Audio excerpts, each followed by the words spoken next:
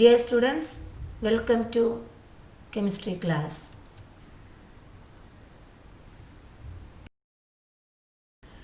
In the previous class, we studied about states of matter. What are the three states of matter? We know solids, liquids and gases. Can matter change from one state to another? Yes, matter can change from one state to another. How is it possible? It is possible by heating or cooling and sometimes by applying pressure. So today we are going to study about interconversion of matter. What is interconversion of matter? The phenomenon of change of one state of matter into another and then back to the original state without any change in its chemical composition is called interconversion of states of matter. That is, matter can change from one state to another. The change of matter from one state to another due to change in temperature or pressure is called interconversion of matter. For example, water, it exists in the liquid state. On cooling, it forms ice, which is a solid. And on heating, water forms water vapor, which is in the gaseous state. The same way, carbon dioxide, you all know it is a gas. By applying pressure, it converts into solid carbon dioxide, which is known as dry ice. So we understood that matter can change from one state to another, either by applying temperature or by applying pressure. As said already, the factors affecting the interconversion of states of matter are temperature and pressure. Now let us study some terms related to interconversion of states of matter. Here you can see a pictorial representation of interconversion of states of matter. You can see solid, solid changes to liquid, liquid changes to gas, gas changes to liquid, liquid changes back to solid, then you can see solid directly changes to gas and gas changes back to solid. The processes are also written here. Solid changes to liquid, that process is called fusion. Here liquid changes to gas, that process is called vaporization. Then gas changes to liquid, the process is condensation. Here, liquid changes to solid, the process is solidification or freezing. Here you have solid changes to gas and gas changes back to solid, the process is called sublimation. Okay? Now let us study the definition of these processes one by one. First we have interconversion between solid and liquid state. The process by which a substance changes from solid state to liquid state is called melting or fusion. When a solid changes its state to liquid, then we call it as melting or fusion. For example, ice changes to water. When you keep an ice cube on your palm, you can see that it changes to water. That process is melting or fusion. When you burn a candle, candle is made up of wax. That wax melts. The process, it melts to form liquid wax. That process is called melting or fusion. And this melting takes place at a fixed temperature.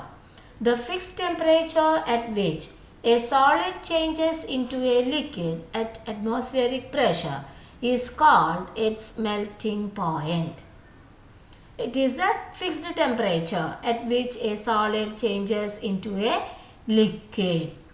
Each solid has its own melting point. For example, ice. Ice melts at 0 degrees Celsius. So the melting point of ice is 0 degrees Celsius. Okay. Next we have evaporation. What is evaporation?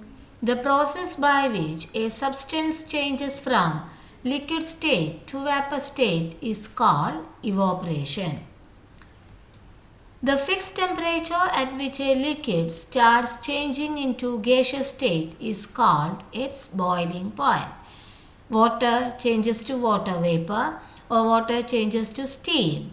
The fixed temperature at which water changes to steam, that is known as the boiling point of water, and the boiling point of water is 100 degrees Celsius. Next we have condensation. The process by which a substance in gaseous state changes into its liquid state is called condensation. If you cover a cup of boiled water with a dry lid, after a few minutes you can see tiny drops of water on the surface of lid. This is because water vapors on touching the lid changes to liquid water. So the process by which a substance in gaseous state changes into its liquid state is called condensation.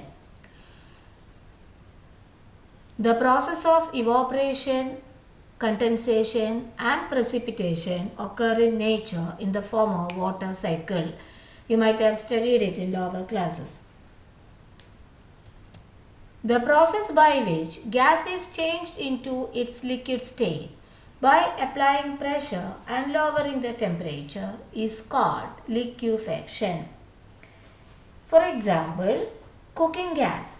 Cooking gas, you know, it is LPG. What is LPG? Liquefied petroleum gas. Cooking gas is butane. Cooking gas, we use butane as the cooking gas. It is filled in cylinder in its liquid form. By applying pressure and lowering the temperature, butane is changed into its liquid form and is filled in the cylinder. The process is called liquefaction. Next we have freezing. What is freezing? The process by which a substance in liquid state changes into a solid state is called freezing or solidification. A substance in liquid state changes into a solid state, that is called freezing, or it is also known as solidification. The temperature at which a liquid starts changing into its solid state is called its freezing point. Okay, freezing point of water is 0 degrees Celsius. That means water changes to its solid form ice at a temperature of 0 degrees Celsius. Certain solids directly change into vapor, skipping the liquid state. This process is called sublimation. The process by which certain substances change directly from solid to gaseous state on heating and vice versa on cooling is called sublimation. The process by which a substance changes from the solid state to the gaseous state directly without going through the liquid state is called sublimation. The substances that undergo such change are known as sublime solids. We have examples: camphor, ammonium chloride, iodine, naphthalene, etc. It is commonly seen that naphthalene balls, you might have seen naphthalene balls which are used to run away insects and cockroaches, and we keep these naphthalene balls in cupboards.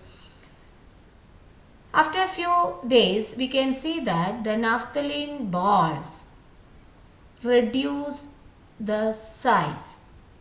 The size of the naphthalene balls reduces. These balls become smaller and smaller. The process took place here is sublimation. That is, solid naphthalene balls directly change to vapor state. The process is known as sublimation. Today's notes is given here. Copy the notes in your notebook neatly and legibly and study the same.